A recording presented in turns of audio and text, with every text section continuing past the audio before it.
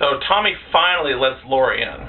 Meanwhile, Michael works his way into the house. So Laurie gets her knitting needle and stabs him in the neck. So he's dead for sure now. So then she goes upstairs and tells the kid that the boogeyman is dead. And then Tommy reminds her, you can't kill the boogeyman. And then he's right behind her.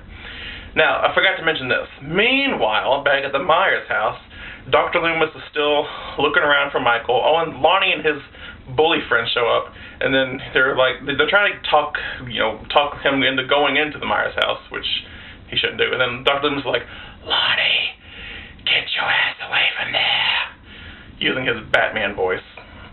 And then they run off, and he's like, I did a good deed. Then later, Dr. Loomis is still standing around in the bushes, and he happens to turn around, and he sees the Michael Myers station wagon, the one that he was driving the whole time. What? First off, when did Michael move the station wagon from the Doyle and Wallace house back to his old house? Or like a few blocks from his old house? Did he see that Dr. Loomis was out there, and then he just decided to park right there to let Dr. Loomis see it, to let him know, like, I'm around here somewhere, but you can't find me? What? Who does that? What happened? That's bad on Dr. Loomis' part also, but looked like he would have looked around, seen his surroundings. He would have looked, been looking around everywhere instead of just at the Myers house. And then he just happens to turn around. Oh, there's a station wagon. It's been there for a while, I guess, huh? Wow. I thought this movie was great, but that's like one of the biggest mistakes. Ugh. Okay. So he runs into Sheriff Brackett, and he says the station wagon's 3 blocks away. So now they think they have it, pinpointed now that where Michael might be, right? So then, let's see, Laurie, she hides up in the closet. Yeah, Laurie, you got to come out of the closet.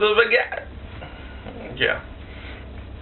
And then, see, the kids are hiding too. Which Michael, he's not after the kids at all. He's just after this random babysitter who has, again, no relation to him at all whatsoever. So then he breaks into the closet, and then he's getting after her. I'm looking at my closet, by the way. She gets the clothes hanger, and she stabs him in the eye, like right around here-ish. So she stabs him in the eye, and then she later that night shoots him in the eye. But we'll get to that later. And then she keeps getting his knife, right? She has Michael Myers' knife. She has plenty of time to keep stabbing him until he dies. She could cut his head off if she wanted to, but no, she keeps dropping the knife like, I don't want it. I'm like she's so precious and angelic, she doesn't want to touch anything. And now he looks like he's dead because she stabs him. Actually, she does stab him like right in this area-ish. And then she drops the knife. So then she runs and tells Tommy and Lindsay to go down the street and out the front door, go to the Smitty Werben Jaegerman Jensen's house, and then to come over there. So then she's resting. Sleep. It's been a terrible night. And then we can see Michael in the far distance getting up and then looking at her. Then that awesome creepy music plays. Then we see the kids going out, screaming and running, and the Dr. Loomis just happens to be walking by. And then he's like, I wonder if Michael's in there. So then Michael gets Laurie, starts strangling her and choking her, and then Dr. Loomis comes in. He shoots him. Because all doctors have licensed guns, I guess. And then Laurie ends up, she rips Michael's mask off. We can see his face for like a split second. And then that's one thing in this series. We hardly see Michael's face. Like in all the Friday the 13th movies, we can kind of see Jason's face for like maybe 5 minutes before the movie ends. We can kind of see his face changes every time. But in the Halloween movies, in the first one you can see it. In Halloween 5 you can kind of see it. In Halloween 6, the producer's cut, you can kind of see like a shadow of it. And then Rob Zombie's Halloween 2, you see his face straight on and he talks. We'll get to that. So then, Michael puts his mask back on, and the Dr. Loomis shoots him 5 more times, and then he falls out the window. So he appears to be dead, right?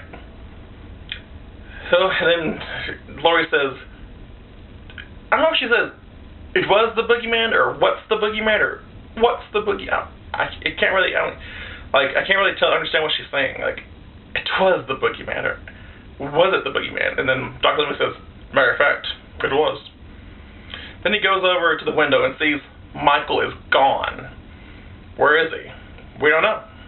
So then Dr. Loomis has a look on his face, and then for some reason Laurie starts crying again. Like, how could she see the back of Dr. Loomis's face? Like, he doesn't, she can't see his expression. He could be like, yay, Michael's dead, and she would be crying, like he's not there or something. But how does she know? Like, if she's crying about her dead friends, maybe, but like, she can't see his face that he's like, I knew this would happen. But don't bother with this, because the beginning of Halloween 2 completely retcons this part. And then they show like a montage of all the places that he has been, or all the places that he could be, while his heavy breathing, and all while they play the classic Halloween theme song, and then it ends. Yes, that's awesome. And then all the end credits are orange, so yeah, that's great. So yeah, that's Halloween for you. This was my condensed version of it. I tried to keep it as short as possible. I think I did. Yeah, it was just a tiny little 3-parter, no big deal, whatever. So yes, it is heavily flawed. It's full of plot holes and full of mistakes. But I still love it. It's still one of my all-time favorite movies. So every now and then, I'll put it in, I'll watch it even if it's not Halloween, and I'll point out all the little mistakes, but I still love it, and I still give it an A+. Plus. Let's see, a couple of years ago, Halloween was re-released at the theater, and I went to see it on the big screen, and then there was this girl there. She wanted to watch it with me. She was like older. She was like in her 40s, 50s maybe. I think her name was Brenda. She wanted to watch with me. She wanted to get all cozy with me. Yeah, that's true, by the way. That really happened. And I have the Halloween script. I have the Michael Myers mask. I'm a big Halloween freak, I guess, if you haven't noticed, or not, yeah. Okay, well, I guess that's hopefully about it. Unless I forgot anything, which I really hope I didn't, because I wanted to get everything out in the open with this one Halloween review. Oh, did you know that Halloween was originally going to be called The Babysitter Murders? You probably did. Okay. So yeah, this movie kickstarted Jamie Lee Curtis's career, probably, and now she's doing a series called Scream Queens, which, it's okay, which I don't think I was going to review it, like the premiere episode, but I didn't really feel like it. I didn't want to. But, it's okay. I like the MTV Scream series better than Scream Queens. It'll hopefully pick up, maybe. Alright. That's Halloween for you.